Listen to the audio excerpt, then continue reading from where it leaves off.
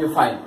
तो आज हम करते हैं नेक्स्ट टॉपिक। अब तक हमने देखो हम स्टार्टिंग में कर रहे थे कुछ ऑर्डर स्टार्ट किया था हमने कि जैसे इलेक्ट्रॉनिक इफेक्ट किया था।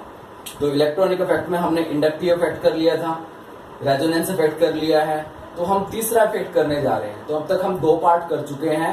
रेजोनेंस इफेक्ट में हमने एसडीटी ऑर्डर और बेसिसिटी ऑर्डर उसकी बेस पे एक्सप्लेन कर लिया। तो तीसरा इफेक्ट आज हम करने जा रहे हैं हाइपर कंजुगेशन इफेक्ट। कौन सा है? Hyper conjugation effect.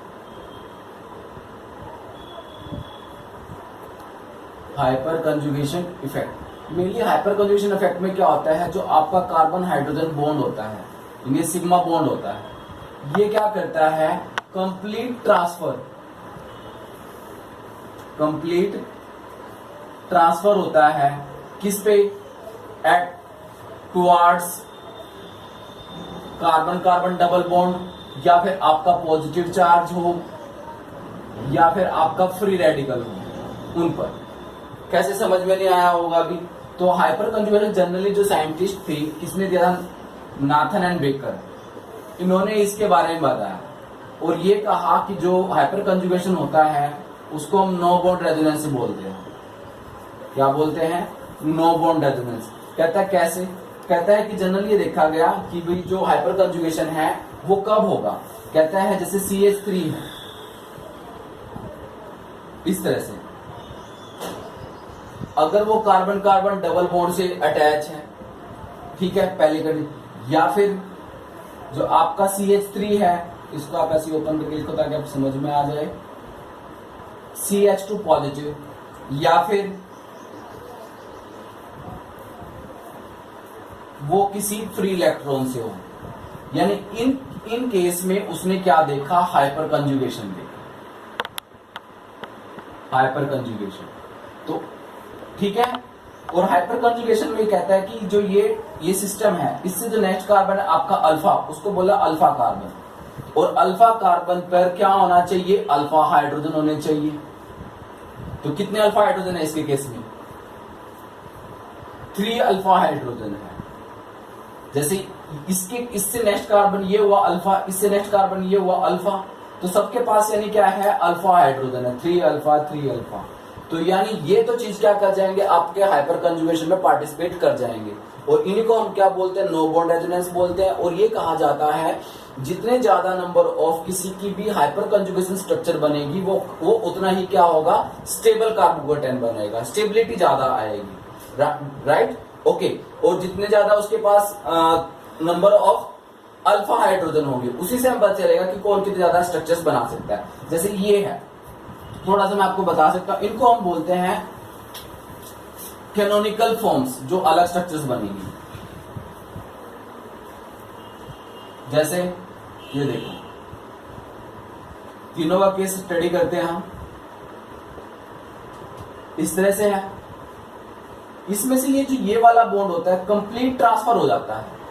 Complete transfer का मतलब क्या है कि ये इस तरह से हाइड्रोजन के इस तरह से था, ये कार्बन है और ये हाइड्रोजन, ये इलेक्ट्रॉन ऐसे बना हुआ था। तो ये वाला जो इलेक्ट्रॉन है, ये वाला इलेक्ट्रॉन भी क्या करता है? ये कार्बन जो होता है ये खींच लेता है, विड्रॉ कर लेता है, राइट? तो अभी तो मैंने क्या किया? कंप्लीट ट्रांसफर लिखा है। क्या लिखा है? Complete transfer of electron. और जैसे ये यहां जाएगा, ये यहां पे चला जाएगा, तो ये क्या हुआ? एक रेजोनेंस ही तो हुआ। तो यहां पे क्या हो गया? HCH, और ये H अब किस फॉर्म में है? पॉजिटिव। क्यों? क्योंकि इसके पास से तो हमने इलेक्ट्रॉन ले लिया है। तो यहां पर क्या बन जाएगा? डबल बॉन्ड, और यहां पे CH है, और ये सिंगल बॉन्ड में कन्वर्ट हो जाएगा, और ये क्या बन जाएगा? आपका CH2 इलेक्ट्रॉन। इस तरह से। कैसे? क्योंकि देखो, जो ये है इस तरह से बना रहा है, तो ये वाला इलेक्ट्रॉन तो है कार्बन पे, और जो ये वाला इलेक्ट्रॉन है किसने लिया? इसने। तो इसलिए हमने इसको कैसे लिख दिया? इस तरह से लिख दिया। ये दोनों के दोनों इलेक्ट्रॉन जो है वो एक ही कार्बन पर अब मूव हो गए, ठीक है? तो एक स्ट्रक्चर तो ये बन गई। दूसरी बार क्या होता है, ये भी तो हाइड्रोजन मूव कर सकता है, ये भी तो अल्फा हाइड्रोजन है। वो कैसे? ये यहां चला जाता है पहले, अब इसको हटा दो आप, ये इधर चला गया सेकेंडरी में, तो आप कैसे लिखोगे? H पॉजिटिव हो जाएगा, ये कार्बन H है, ये CH है, और ये CH2 नेगेटिव बन गया, और यहाँ पर ये आपका H और यहाँ पे आपका डबल बॉन्ड, ये बन गया। ये आपकी कौन सी स्ट्रक्चर बनी? सेकंड स्ट्रक्चर बनी। जब आप थर्ड स्ट्रक्चर बनाओगे तो थर्ड में क्या करोगे? आप इस थर्ड हाइड्रोजन को रिमूव कर दो, इसको दिखा दो, जो सा मर्जी दिखा दो, ये एज इट इज लगे हुए हैं, ये पॉजिटिव चार्ज है, यहाँ पे डबल बॉन्ड CH2 नेगेटिव। तो इस तरह से इस मॉलिक्यूल की कितनी हाइपर कंजुगेशन स्ट्रक्चर बनी? 3।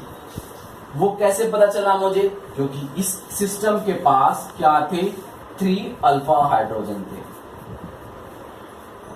जितने अल्फा हाइड्रोजन होंगे उतनी ही क्या बनेगी? स्ट्रक्चर्स बनेगी। इनको हम बोलते हैं कैनोनिकल स्ट्रक्चर्स। क्या बोलते हैं? Canonical form. ओके, तो फर्स्ट केस आपको समझ में आ गया होगा। दूसरा केस हम स्टडी करते हैं जब क्या हो? पॉजिटिव चार्ज हो। पॉजिटिव चार्ज होगा। पॉजिटिव चार्ज कैसे?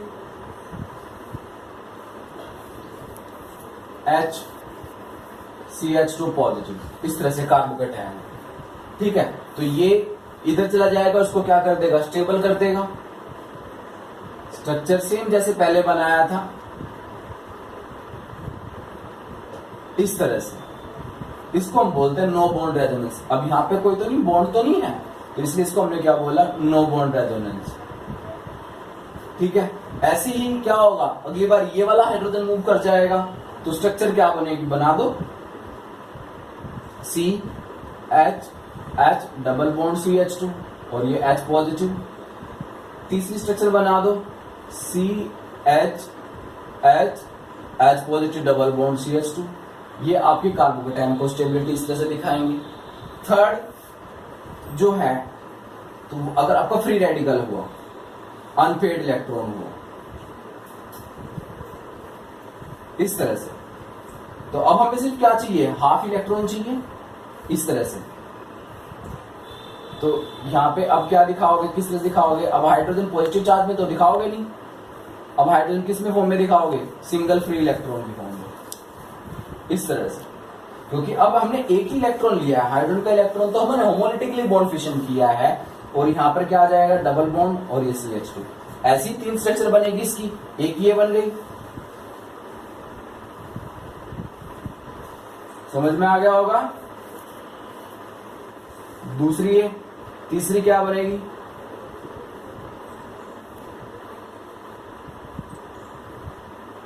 इस तरह से ये मेरी 3 स्ट्रक्चर बनी है, फर्स्ट, सेकंड और ये थर्ड। ओके, अब हमने क्या कहा? हमने हाइपर कंजुगेशन स्ट्रक्चर तो कर ली है। अब एक बच्चे ने कहा कि सर क्या इसके अंदर हाइपर कंजुगेशन शो होगी? मैंने कहा बेटा बताओ कौन से के अंदर? तो उन्होंने इस तरह से दिया।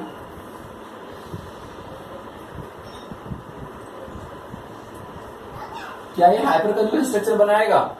मैंने इसको कहा नहीं। उसने रीजन पूछा, मैंने कहा बेटा मैंने हाइपर कंजुगेशन के लिए क्या कंडीशन बताई थी? चाहे तो सिस्टम क्या हो? कार्बन कार्बन डबल बॉन्ड होगा, चाहे सिस्टम क्या होगा? कार्बोकेटायन की फॉर्म में होगा, चाहे सिस्टम कैसा होगा? फ्री रेडिकल की फॉर्म में होगा। इनसे एडजेसेंट कार्बन पर क्या होना चाहिए? हाइड्रोजन होना चाहिए। क्या होना चाहिए? हाइड्रोजन होने चाहिए। अगर हाइड्रोजन होगा तो तभी क्या देगा वो आपको? हाइपर कंजुगेशन स्ट्रक्चर्स बनाएगा। ओके, तो क्या बताओ इसकी हाइपर कंजुगेशन स्ट्रक्चर बनेगी? ये सिस्टम हो गया। सिस्टम से नेक्स्ट कार्बन क्या है? क्या उसका अल्फा हाइड्रोजन है? नहीं है। कहां नहीं है? देखो इस कार्बन पे कोई है हाइड्रोजन। अगर मैं इस CH3 को एक H से रिप्लेस कर देता, अब ये हाइपर कंजुगेशन स्ट्रक्चर 1 बना। अगर मैं इसको भी हाइड्रोजन से रिप्लेस करता 2 बन जाती, इसको रिप्लेस करता तो 3 बन जाती। तो इस तरह के जो सिस्टम है आप उनको आइडेंटिफाई कर सकते हो कि ये हाइपर कंजुगेशन स्ट्रक्चर देगा या नहीं देगा। ओके, इसके बाद हम क्या करते हैं? इसकी एप्लीकेशन स्टडी करते हैं। तो एप्लीकेशन में जो बताया गया, पहले इसने कहा कि stability of carbocation, free radical और एल्कीन।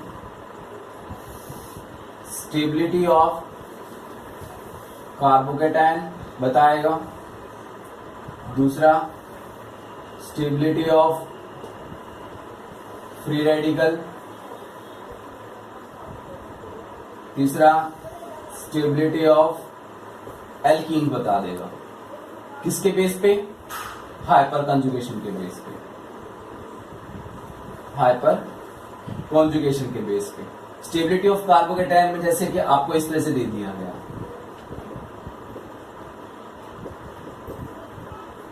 नो दिस वन, ठीक है।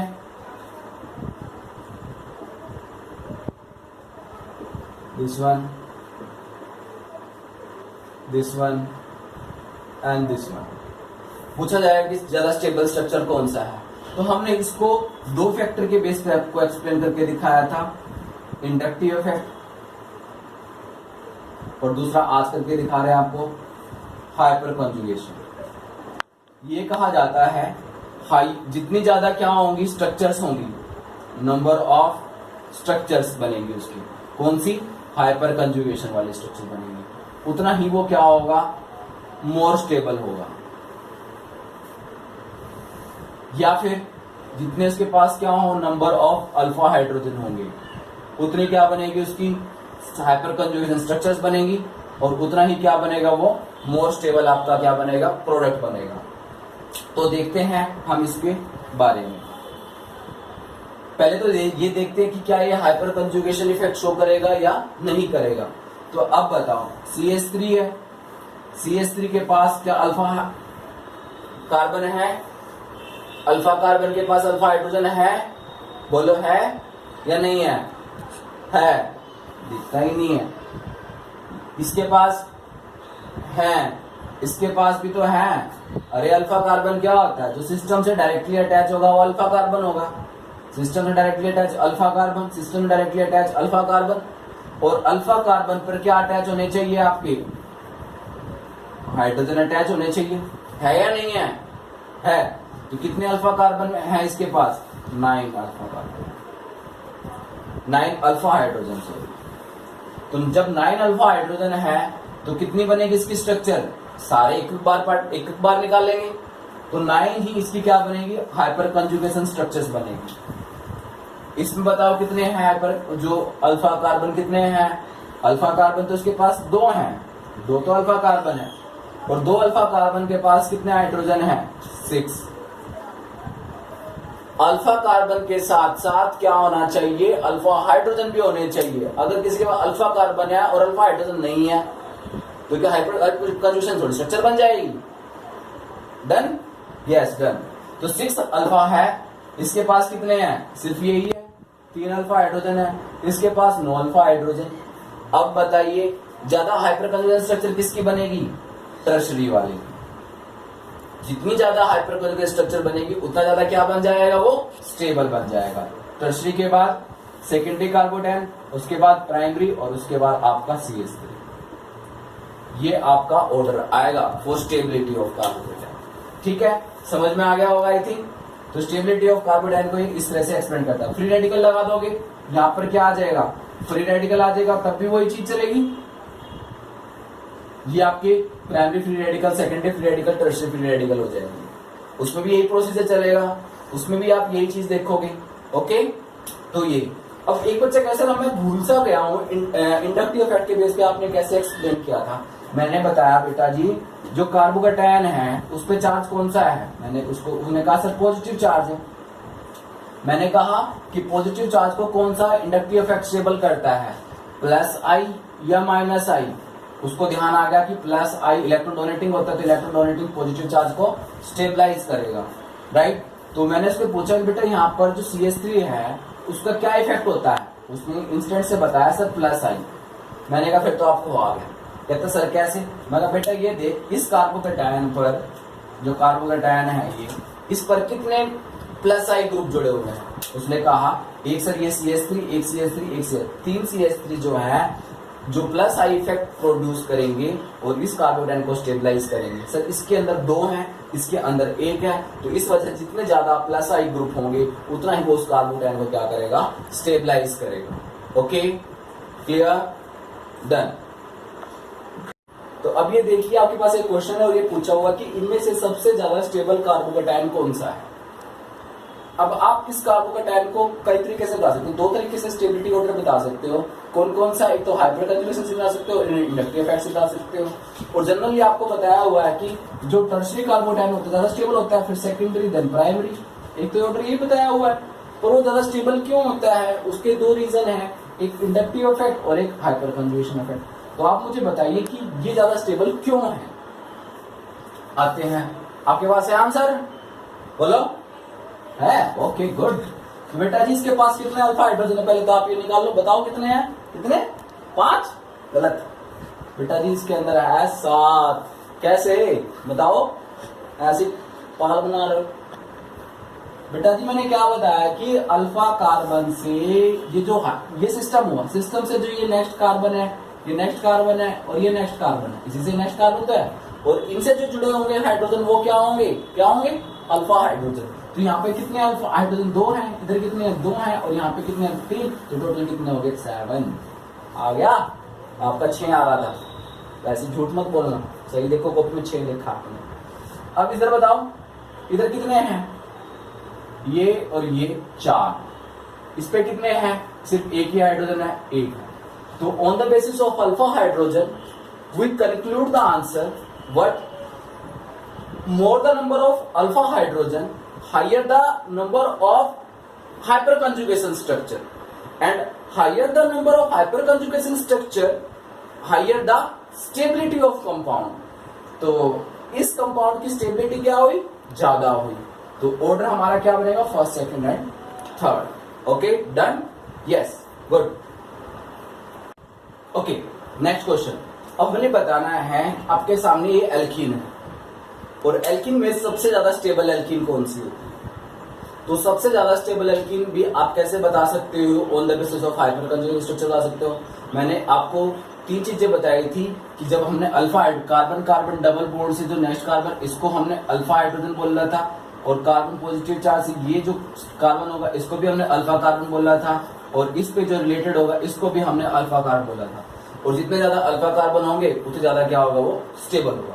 फर्स्ट पे आ जाओ, कितने अल्फा कार्बन है, कितने अल्फा हाइड्रोजन है? तो ये सिस्टम हुआ, ये भी अल्फा कार्बन, ये भी अल्फा कार्बन, ये भी अल्फा कार्बन, ये भी अल्फा कार्बन। 4 अल्फा कार्बन और चारों पे क्या है? अल्फा हाइड्रोजन है। कितने अल्फा हाइड्रोजन हो गए हमारे? 12 अल्फा हाइड्रोजन। इस पे कितने हो गए?